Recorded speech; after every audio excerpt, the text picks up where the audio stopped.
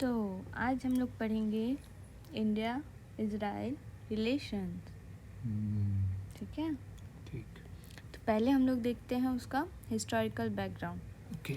हम लोग समझते हैं कि वॉर हो क्यों रहा है। ओके। ठीक है, अंडरस्टैंड द वॉर कि ये हो क्यों रहा है।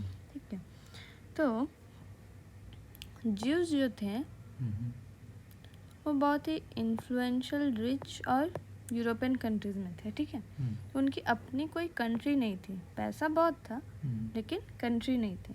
अपना एक होमलैंड जो होता है, ठीक है, वो नहीं था, नो होमलैंड। ओके। सो 19th सेंचुरी में क्या हुआ कि यूरोप में एक वेव आई। कौन सी वेव? Wave of nationalism.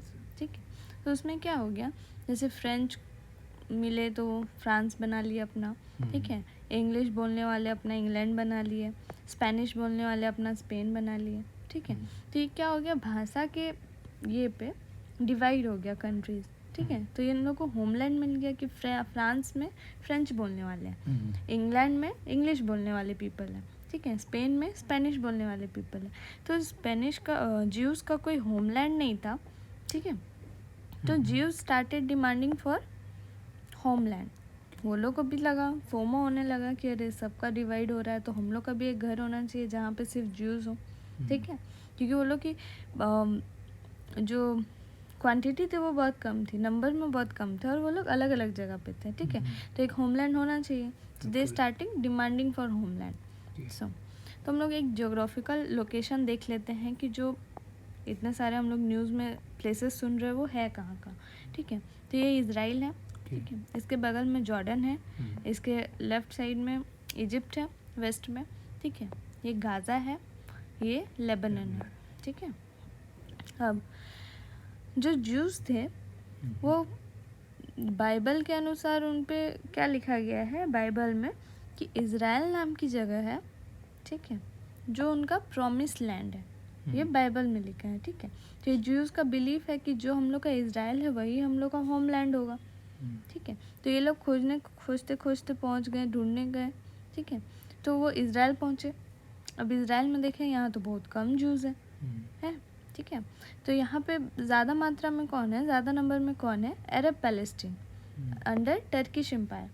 ठीक है, तब इन्होंने प्लान बनाया। क्या प्लान बनाया कि हम लोग माइग्रेशन स्टार्ट करेंगे। ठीक है, कहाँ पे? इज़राइल में। तो मान लो ये इज़राइल है, यहाँ पे अरब पैलेस्टीन पॉपुलेशन है। ठीक है, अब ये लोग क्या किए, ज्यूज़ लोग, वो लोग या इसके कंट्री साइड में ज़मीन खरीदने लगे। ठीक है, ज़मीन खरीद के सेटल होने लगे इसके कोर्टयार्ड में। ठीक है, 1 लिए, 2 लिए, 3 लिए, ऐसे करते करते ये यहाँ पे सेटल होने लगे। ठीक है, तो पहले तो 1 जब लिए, 2 जब लिए तो अरब को उतना फ़र्क नहीं पड़ा, लेकिन जब अरब ने देखा कि अब नंबर इनके ज़्यादा हो रहे हैं, ठीक है, ज़्यादा हो रहे तो हम लोग के लिए प्रॉब्लम है, तो तब से शुरू हुआ पैलेस्टीन और ज्यूज़ का कॉन्फ्लिक्ट। ठीक है, इस वजह से शुरू हुआ। तो 1914 में क्या हुआ, वर्ल्ड वार 1 हुआ। ठीक है, और 1919 में वर्ल्ड वार 1 एंड हो गया। ठीक है, इसके बीच में क्या हुआ, टर्की वॉज डिफीटेड। यहाँ पे टर्किश रूल था, अरब पैलेस्टीन थे वो किसके अंडर थे? टर्किश एम्पायर के। ठीक है, तो Turkey was defeated, Ottoman empire गया। ठीक है, नाउ ब्रिटिश कंट्रोल आ गया अब उसमें। तो ब्रिटिश कंट्रोल में आते ही ब्रिटिश फॉरेन मिनिस्ट्री में क्या कहा ज्यूज़ को, उन्होंने ज्यूज़ के बिलीफ को सपोर्ट किया कि तुम्हारे बाइबल में ऐसा लिखा है कि इज़राइल तुम्हारा प्रॉमिस लैंड है, तुम्हारा होम लैंड है, तो हम क्या करेंगे, हम तुम्हारा स्टेट बना देंगे। ठीक है, ये हुआ बाल्फोर डिक्लेरेशन के थ्रू कि हम तुम्हारा स्टेट बना देंगे, ज्यूइश होमलैंड होगा। ठीक है, ये प्रॉमिस किया। तो बाल्फोर डिक्लेरेशन क्या था कि it's a Balfour's promise in Arabic. ठीक है, was a public pledge by Britain in 1917 declaring its aim to establish a national home for the Jewish people in Palestine.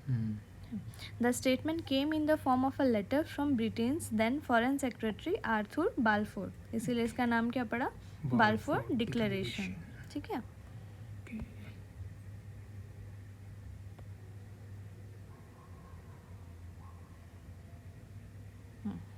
अब इसके लिए एक सिस्टम मैंडेट जारी किया गया, ठीक है, जो ब्रिटिश ने क्या किया, ऑफिशियली अलाउड कर दिया। पहले तो ज्यूज एक एक करके आ रहे थे ना, कम मात्रा में, कि थोड़ा थोड़ा करके हम लोग यहाँ पे सेटल हो जाएंगे।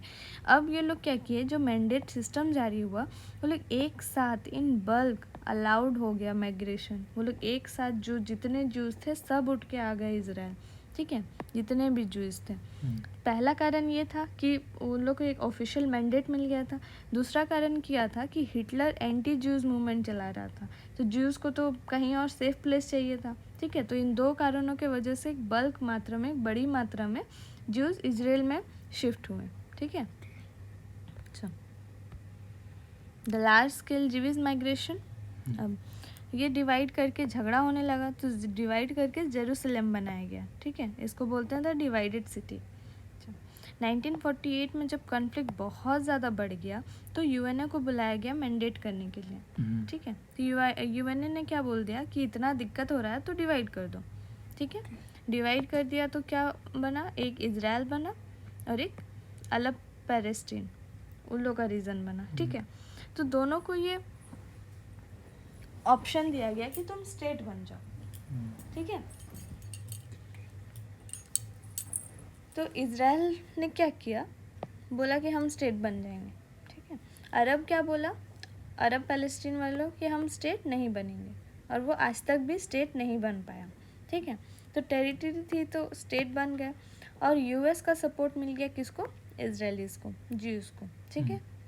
अब जब ये बुलाया गया कि डिवाइड करने के बाद पे कि दोनों को डिवाइड कर दो अलग अलग, तो उसमें इंडिया को भी बुलाया गया कि आओ भाई तुम भी फैसला दो, तो इंडिया बोला कि नॉट एक्सेप्टेबल, ठीक है। अब जोग्राफिकली देखते हैं कि धीरे धीरे इजराइल वर्सेस पैलेस्टीन थे, वो इजराइल वर्सेस अरब्स हो गए, ठीक है।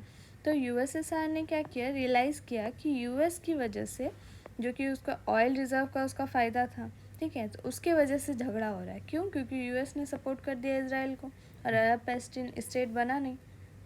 सो यूएसएसआर सपोर्ट करने लगा इजिप्ट को, ठीक है, क्योंकि रशिया इसको सपोर्ट करने लगा इजराइल को। तो जो इजिप्ट का हेड था वो था कौन, गैमल अब्देल नासिर, ठीक है। सो यूएसएसआर इसको सपोर्ट करने लगा इजिप्ट को, ठीक है। इजिप्ट इजराइल के बगल में है, तो उसको सपोर्ट करने लगा। तो वेपन सारा देना, जितने भी फैसिलिटी प्रोवाइड करना, ये सब देना शुरू करने लगा रशिया, ठीक है।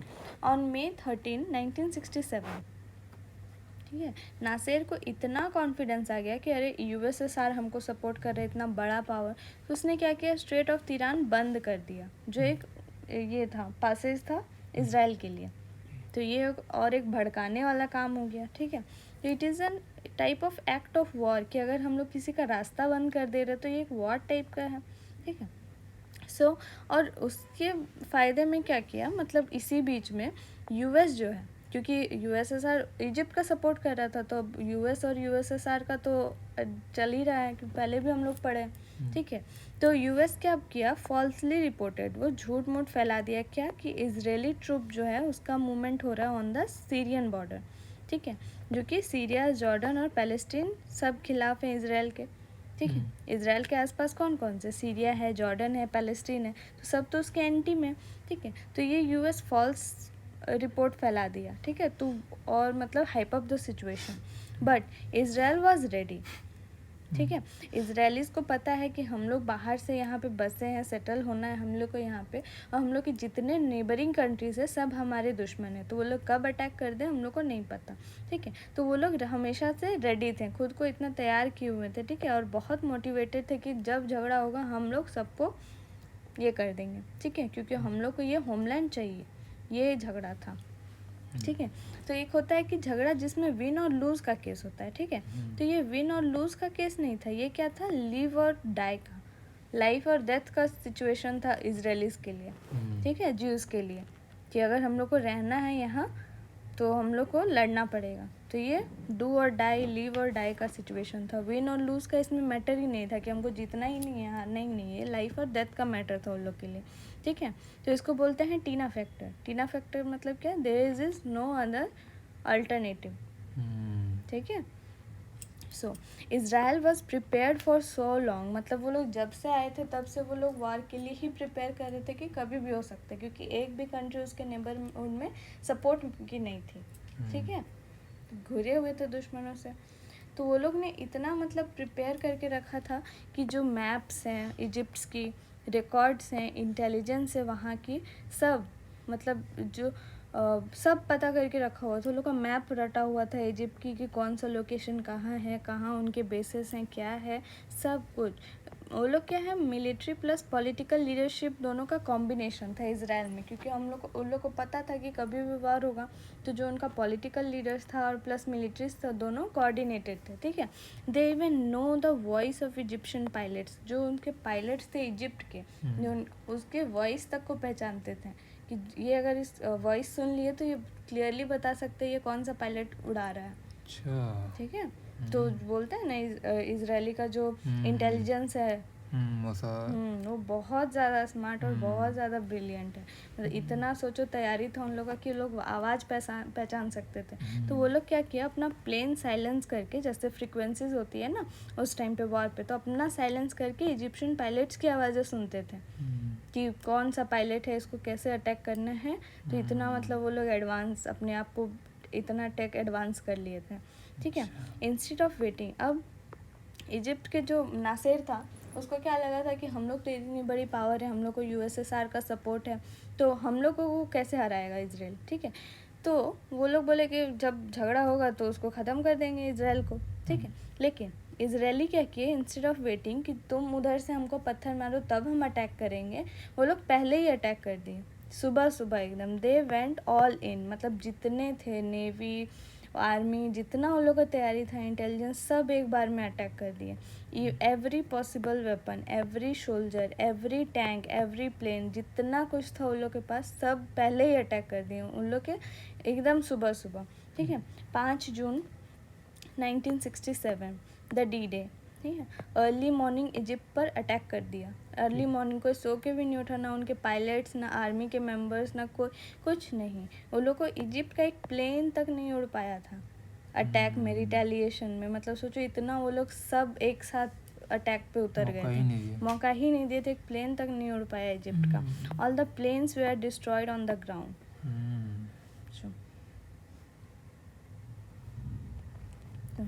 3 घंटे के बाद जब ये सब हुआ, इजिप्ट सरेंडर किया, जिसको बोला गया इजरायली का ऑपरेशन फोकस, ठीक है।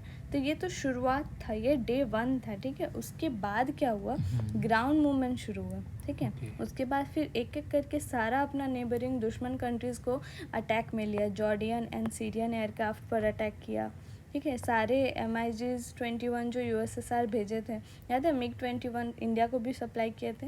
तो रशिया का जितना था सब पर अटैक किया, एकदम ग्राउंड पे ही। कोई एक उड़ भी नहीं पाया अटैक के लिए कि चलो मतलब रिटेलिएट करें। 6 दिन में 4 कंट्री ख़त्म। सोचो, डे 1, डे 2, डे 3, 6 दिन में 4 कंट्री जो उसके नेबरिंग दुश्मन कंट्रीज थे, सबका एयरक्राफ्ट, आर्मी सब डिस्ट्रॉय कर दिया। तो वो लड़ेगा कैसे, सोचो। इसको बोलते हैं 6 डेज वॉर, ठीक है। तो 5 से 10 जून के बीच में 4 कंट्रीज़ को बुरी तरह से डिस्ट्रॉय कर दिया इजराइल। 1967 में Israel occupies Gaza and the West Bank, ठीक है। ये इजराइल है, ठीक है। इसी के बीच में एक एरिया है वेस्ट बैंक, जेरूसलम, इधर सीरिया है, ठीक है। तो ये सबको कैप्चर किया। 1967 में क्या हुआ, पैलेस्टीन लिबरेशन ऑर्गेनाइजेशन बना, ठीक है। किसके द्वारा, अराफात के द्वारा, यासर अराफात, ठीक है। ये क्या था, एक आर्म्ड अपोजिशन अगेंस्ट इजराइल था, क्योंकि वो लोग देख चुके थे कि ये लोग के पास कितना हाईटेक आर्म्स है और कितना मतलब एडवांस टेक्नोलॉजी है, ठीक है। तो ये क्या था, एक आर्म्ड अपोजिशन था अगेंस्ट इजराइल। 1993 और 1995 के बीच में एक ऑस्लो अकॉर्ड हुआ, ठीक है। जो यूएस क्या बोला कि यूएसए बोला कि जो बिल क्लिंटन थे उनके हेड, वो बोले कि हम मीडिएट करेंगे, mediate between Israel and PLO, ठीक है, पैलेस्टीन लिबरेशन ऑर्गेनाइजेशन, यानी इज़राइल और पैलेस्टीनियन के बीच में। तो जो वेस्ट बैंक ऑक्यूपाई किया है इज़राइल ने, उसको हम लोग 3 पार्ट में बांट देंगे, ठीक है। 3 पार्ट में ABC। ए कितना 18% होगा किसका, पैलेस्टीनियन का। 22% होगा किसका हक रहेगा, इजरायली और पैलेस्टीन दोनों का उसमें कंट्रोल रहेगा। 60% किसका होगा, इजरायली का, ठीक है। तो ये 5 साल के लिए, 5 साल में बोला गया कि ये 5 साल का टाइम है, इसमें तुम लोग 3 पार्ट्स में डिवाइड कर लो, ठीक है। तो दोनों को ये मंजूर नहीं था, इजरायली को भी नहीं, वो लोग अपना एरिया कैप्चर किया हुआ क्यों देंगे, और PLA को भी नहीं कि हम लोग को इतना कम क्यों मिल रहा है, ठीक है। तो उस टाइम पे तो वो लोग कुछ नहीं, हाँ करके हाँ हम लोग ये कर देंगे। अब क्या हुआ कि जो 5 साल का टाइम था, जब ये एग्जीक्यूशन का टाइम आया, उस टाइम पे अराफात की डेथ हो गई, ठीक है। तो इजराइल और उसको मौका मिल गया कि अब काहे का ये, ठीक है। सो ऑस्लो अकॉर्ड चला गया।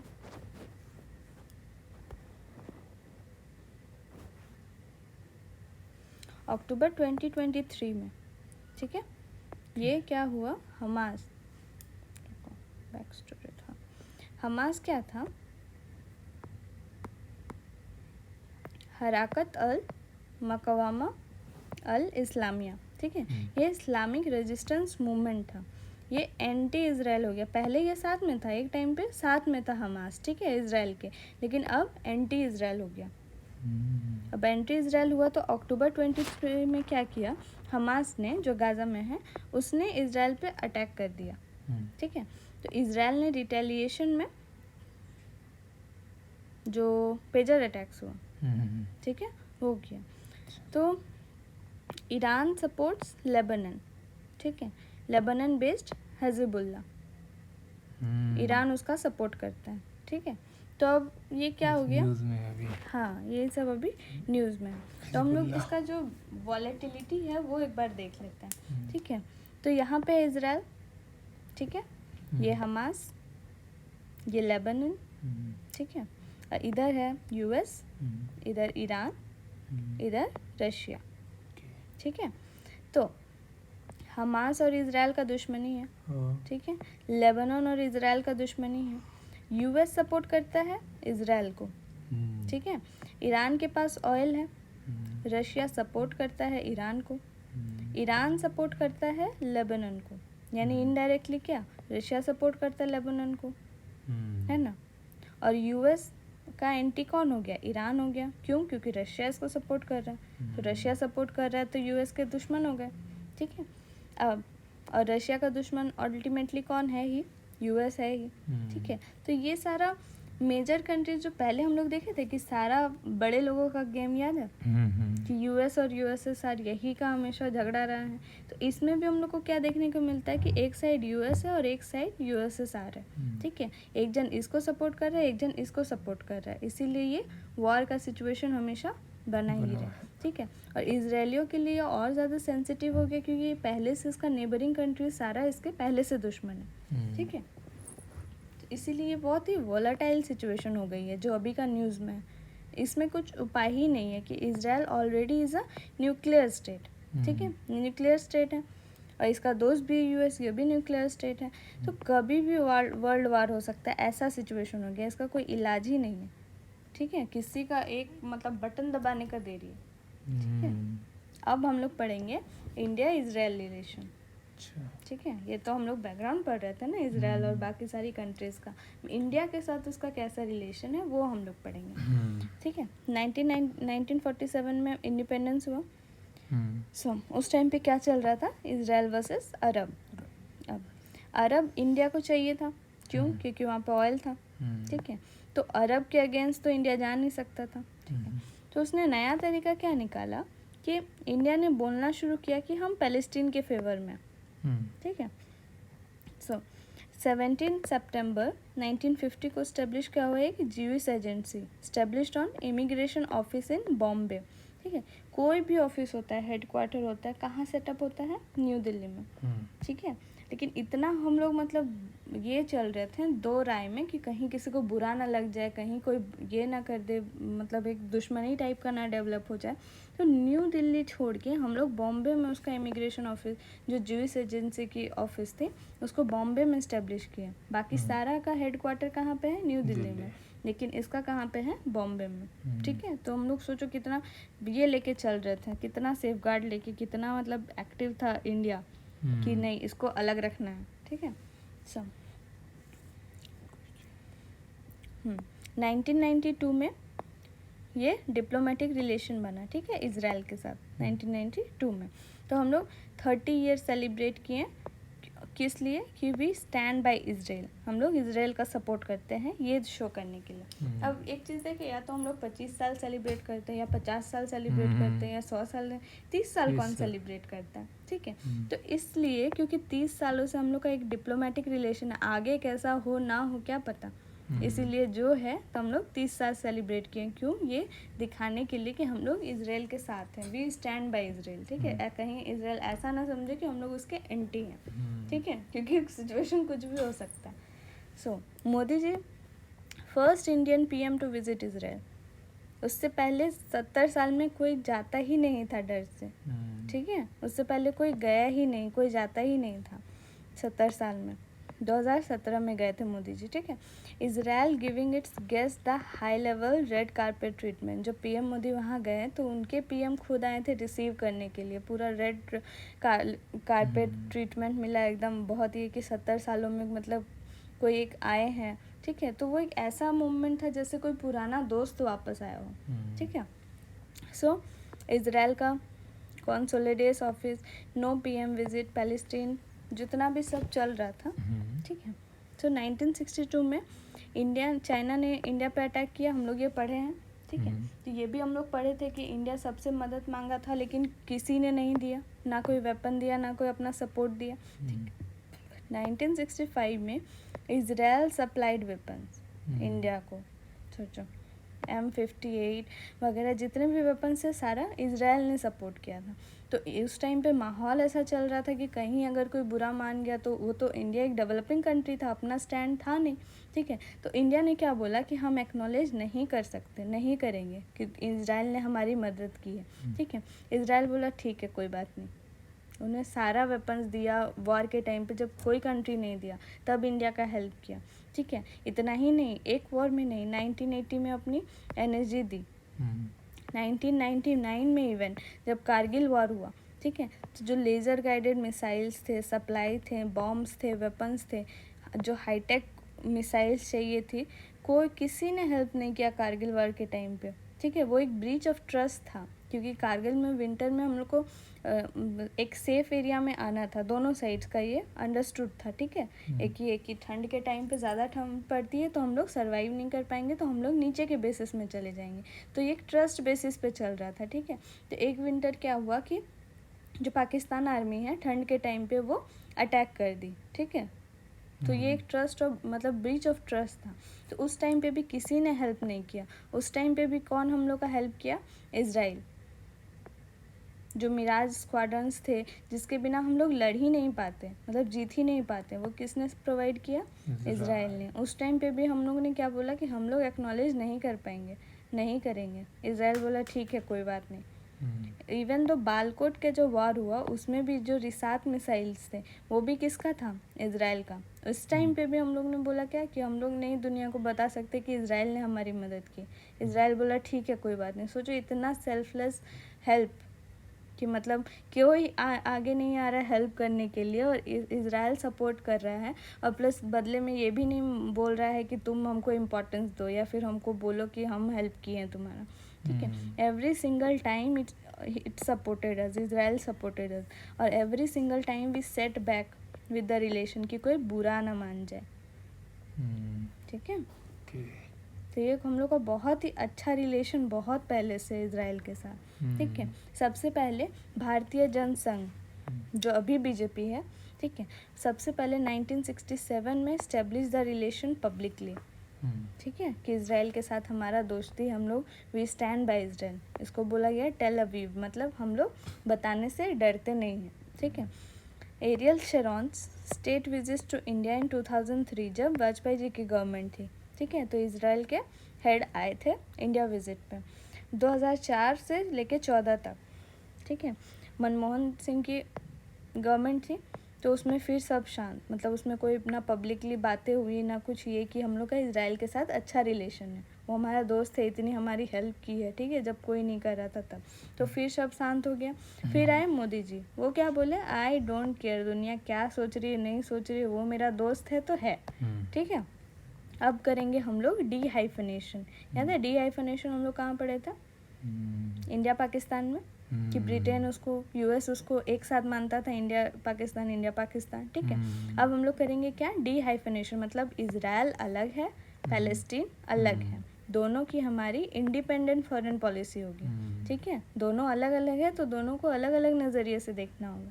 ठीक है, तो मोदी जी बोले कि हमको फ़र्क नहीं पड़ता है, वो मेरा मदद किया है तो हम उसको एक्नॉलेज करेंगे। ठीक है, तो यहाँ पे बहुत सारी इजराइल बॉम्ब्स है, वेपन्स है, तो उसको कुछ कुछ नाम याद रख लेना है, जैसे टेवॉर है, बार्क है, बाल्कन है, अवॉक्स है, स्पाइडर है, हेरॉन ड्रोन है, स्पाइक मिसाइल्स है। ठीक है, तो ये सब इजराइलियन वेपन्स है। कभी कभी पूछ देता है, जैसे इस बार पूछा था कि 5th जनरेशन बॉम्ब कौन सा है, तो स्पाइस बॉम्ब्स थे। ठीक है, इजराइल का MIC, तो MIC जो है वो कंट्री, उसको एक्सपोर्टर कंट्री चाहिए, एक इम्पोर्टेंट कंट्री चाहिए। ठीक है, और इंडिया क्या है, आर्म्स इंपोर्टर का बहुत बड़ा मार्केट है, तो ये एक म्यूचुअली बेनिफिशियल रिलेशन है, प्लस हम लोग का बहुत सारा मतलब पहले से रिलेशन चला आ रहा है, अच्छा रिलेशन। ठीक है, और एक ट्रेड के लिए भी हो गया। So Israeli weapon made in India, 2009 में India successfully launch RISAT, a synthetic aperture radar imaging missile. ठीक है, सो IR मतलब एक बहुत ही डायनामिक सेक्शन है। ठीक है, कि कभी लगा था कि जो अरब और इजरायलीज, जो पैलेस्टीन और इजरायलीज का बीच में इतना झगड़ा हो रहा है, ठीक है, वो कभी दोस्त बनेंगे? कभी नहीं। लेकिन IR में कुछ भी हो सकता है, अरब और पैलेस्टीन दोस्त बनेंगे। एक क्या होगी, diplomacy is a business of possibility. ठीक है, पहले भी ये कोशिश की गई थी कि दोनों में शांति सुलह हो जाए, लेकिन हो नहीं पा रहा था। ठीक है, सो अब क्या हुआ, सामने आया इजराइल UAE नॉर्मलाइजेशन एग्रीमेंट। ठीक है, जिसको बोला गया अब्राहमिक अकॉर्ड्स। ठीक है, तो UAE में जैसे अल्लाह या फिर जो उनके एक होता है ना जिसको मानते हैं, तो उसको इब्राहिम बोलते हैं। ठीक है, और इजरायली उसको क्या बोलते हैं, अब्राहम बोलते हैं। अच्छा, ठीक है, तो ये दोनों एक ही लोग को मानते हैं, लेकिन नाम अलग अलग है। तो डिप्लोमेसी का ये क्या होता है कि ये क्रिश्चियनिटी में बोलते हैं, ये ज्यूस में बोलते हैं, इस्लाम में, मतलब सबको इब्राहिम और अब्राहम इसी दोनों नाम से ये करते हैं। ठीक है, तो ये कॉमन फैक्टर हो गया दोनों के बीच में, है ना। तो डिप्लोमेसी का क्या तरीका है कि कॉमन फैक्टर ढूंढो तो चांसेस ऑफ रिकन्सिलिएशन बढ़ जाता है ना, कि अरे तुम्हारा भी ये कॉमन है, तुम्हारा भी ये कॉमन है, तो चलो सुलह कर लेते हैं। ठीक है, तो 15 सितंबर 2020 डोनाल्ड ट्रंप ने मीडिएट करवाया Israeli PM Benjamin Netanyahu from the nation of Bahrain plus UAE। ठीक है, तो ये अब्राहमिक अकॉर्ड से दोनों का मीडिएशन हुआ। ठीक है, अब हम लोग को ऐसा लगता है कि वर्ल्ड वार होगा, कभी भी हो सकता है। ठीक है, लेकिन होगा नहीं। बोलो क्यों? क्योंकि USA होने नहीं देगा। ठीक है, USA का इम्पोर्टेंस, जो जाइंट कंट्रीज, जो इतनी पावरफुल कंट्रीज है, कब तक है? जब तक लोग हैं, दुनिया है। अगर न्यूक्लियर वॉर हुआ, क्योंकि सब कंट्रीज तो अब न्यूक्लियर पावर्ड है, अगर हुआ तो दुनिया बचेगी क्या? दुनिया ही नहीं बचेगी, तो US का इम्पोर्टेंस क्या ही रहेगा। ठीक है, तो वो होने ही नहीं देगा, क्योंकि जब तक दुनिया है तभी तक US का पावर है। ठीक है, तो ये उसका जोन ऑफ इन्फ्लुएंस है।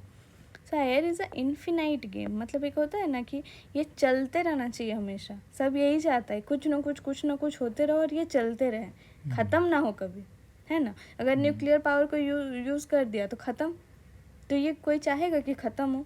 ये सब चाहता है कि चलता रहे हमेशा। ठीक है, तो इसीलिए कोई यूज़ ही नहीं करेगा न्यूक्लियर बम। है सबके पास दिखाने के लिए कि अरे मेरे पास डराने के लिए है, लेकिन कोई यूज़ नहीं करेगा. Everyone wants to continue the war. कोई नहीं चाहता है कि वॉर रुक जाए, पीस रुक जाए, ठीक है, पीस आ जाए. तो यूएसए ने क्या बनाया है का I2U2. ठीक है. इसमें कौन सी 4 कंट्रीज़ है? India, Israel, USA, UAE. ठीक है. सो बोला जाता है कि नेवर वैकेट योर सीट. ठीक है, नेवर. क्योंकि हम लोग बहुत सारे रिसेंट में भी एग्जांपल देखते आए हैं कि जहाँ से इंडिया अपना वैकेट किया इम्पोर्टेंस, जैसे पाकिस्तान हो गया या फिर और भी तिब्बत का हेल्प करने से मना कर दिया, तो एक तरह से क्या हुआ कि अपना प्रेजेंस वैकेट कर दिया. तो चाइना क्या करता है, उसी वैकेट प्लेस को भरने की कोशिश करता है. ठीक है, और वो अपना इन्फ्लुएंस बढ़ाता है. तो नेवर वैकेट योर सीट, चाहे फैमिली में हो, चाहे सोसाइटी में हो, चाहे देश में हो, चाहे वर्ल्ड में हो. नेवर वैकेट योर सीट, क्योंकि vacuum will be occupied by someone else. ठीक है, और जो तुम्हारा ज़रूरी होगा उसको अगर तुम वैकेट कर दोगे तो कोई और, किसी और का इन्फ्लुएंस आएगा, है ना, तो वो एडवर्स अफेक्ट करेगा. तो यूएसए अगर छोड़ दिया ये वॉर को, जैसे अगर यूएसए चाहे कि ये दोनों का वॉर हो रहा है तो हम साइड हो जाएं, तो जो है कि हम अपना प्रेजेंस अगर हटा दें तो चाइना और रशिया आएगा हेल्प के लिए, तो मेरा इन्फ्लुएंस तो कम हो जाएगा. इसीलिए यूएसए अपना मतलब कुछ ना कुछ करके वो मीडिएट कराना चाह रहा है. ठीक है, तो इसके लिए क्या बनाया, I2U2. अब इसका फ़ायदा क्या होगा सबको कि एक तो पहले पीस आएगा. ठीक है, झगड़ा किसका हो रहा है, इजराइल यूएई का. ठीक है, तो ये दोनों अगर एक पीस में आ जाएगा तो पीस इस्टेब्लिश होगा. एक अगर ग्रुप में आएगा तो ग्रुप का मतलब क्या है कि पीस में रहना. ठीक है. सो इजराइल को क्या फ़ायदा होगा, पहले देखते हैं हर कंट्रीज़ का क्या क्या फ़ायदा है. तो वो काउंटर कर पाएगा किसको, ईरान को. ठीक है, ईरान को बोला जाता है स्टार्टअप नेशन. ठीक है, टेक उसका बहुत ज़्यादा है, ये पता नहीं कैसे, लेकिन ईरान का टेक बहुत एडवांस है. ठीक है, तो इजराइल को क्या मिल जाएगा, टेक मिल जाएगा. यूएई को क्या मिलेगा, यूएई पैसे दे देगा. ठीक है, यूएई का फ़ायदा क्या होगा, जो उसका सिया सुन्नी का मामला चल रहा है, पीस, उसमें पीस आएगा, प्लस टेक्नोलॉजी मिल जाएगा उसको. ठीक है. अब यूएसए का क्या फ़ायदा है, यूएसए का फ़ायदा है कि जो जियो पॉलिटिक्स है इन द गल्फ उसके नाम पे रहेगा, है ना, वो एक सुप्रीम पावर है ही और उसका वर्चस्व बना रहेगा.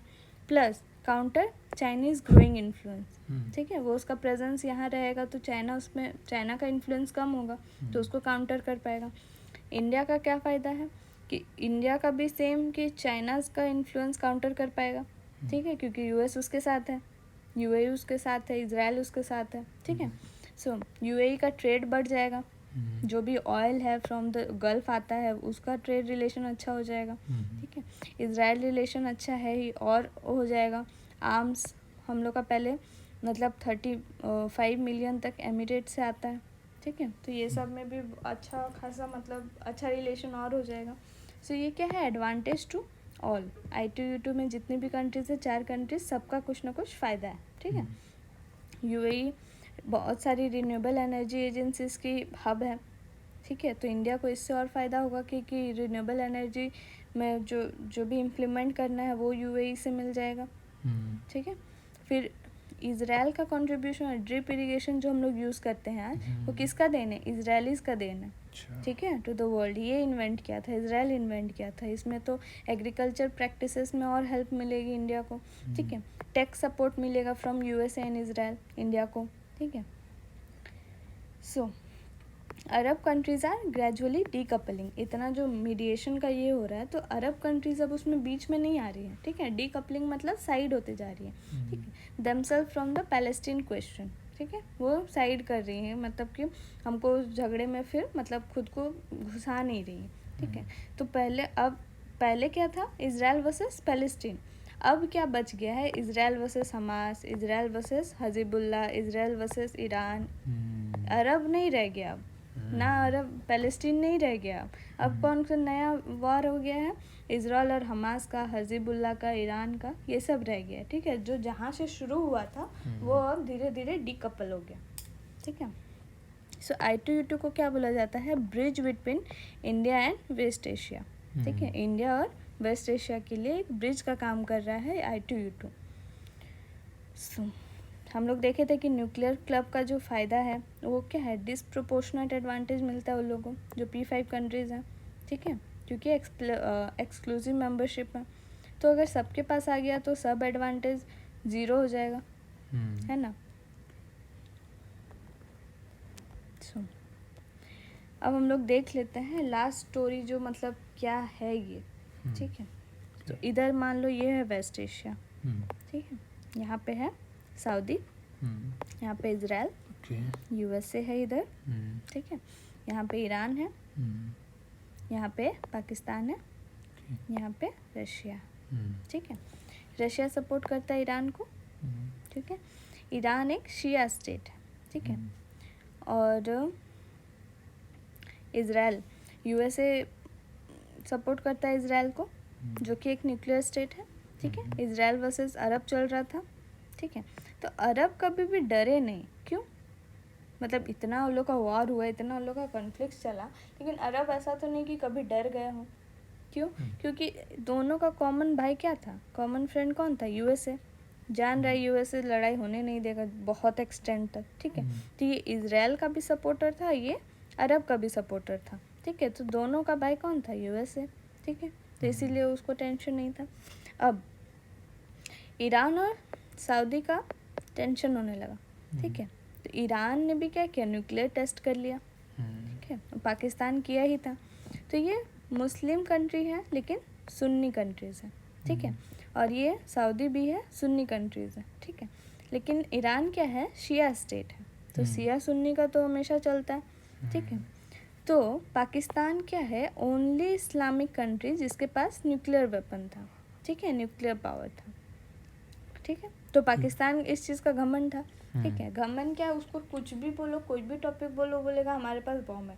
उसको बोलो कि आज तुम्हारे पास खाने को पैसे नहीं है, बोलेगा नहीं हमारे पास बॉम्ब है। कुछ भी बोलो, उस बॉम्ब का ही पावर देता था, ठीक है।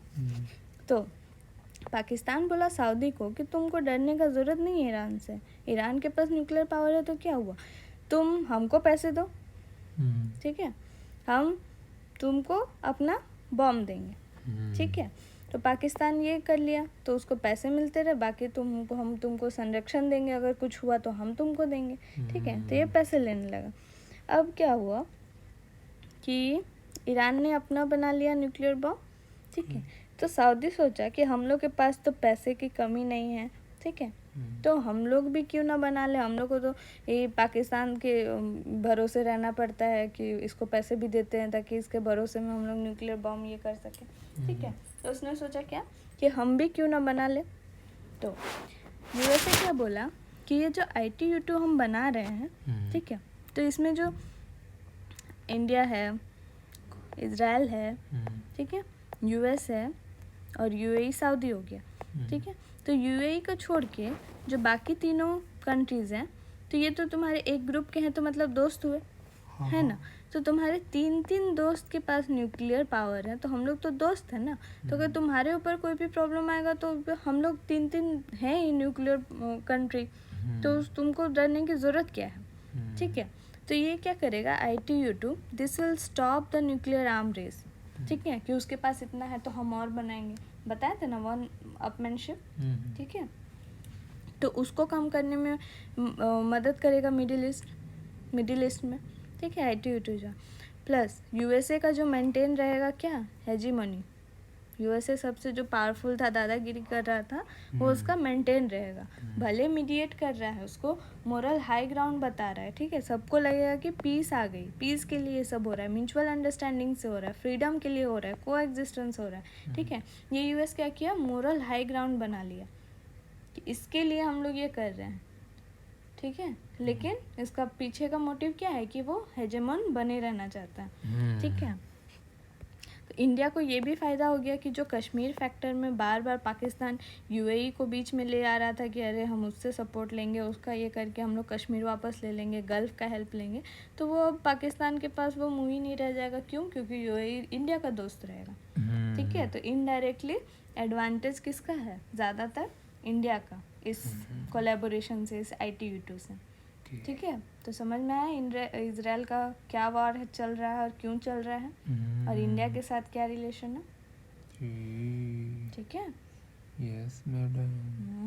Good. Thank you. Thank you so much.